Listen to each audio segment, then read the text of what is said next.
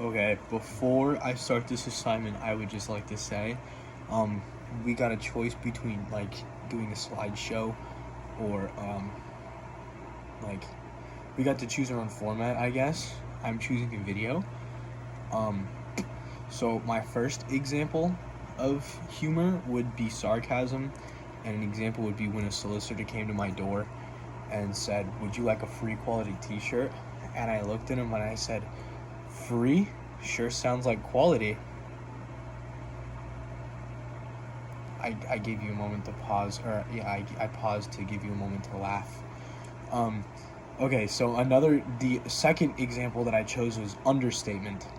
Um, and so after Hurricane Irma, we surveyed the damage around our home, and there was a massive hole in this brick wall outside our house. And I looked at my mom and said, just a minor dent in the wall. Okay, for the pun, my friend Ross told me this joke once, and it kind of went like this. Sorry.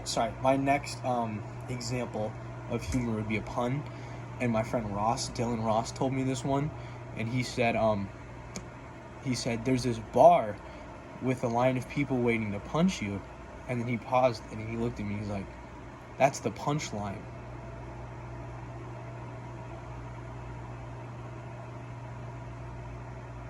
Okay, for the next example of humor, I chose malapropism.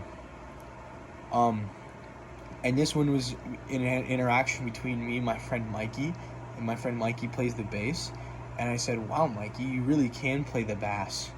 And all my friends looked at me, including Mikey, and they all clowned on me because I said bass instead of bass. Um,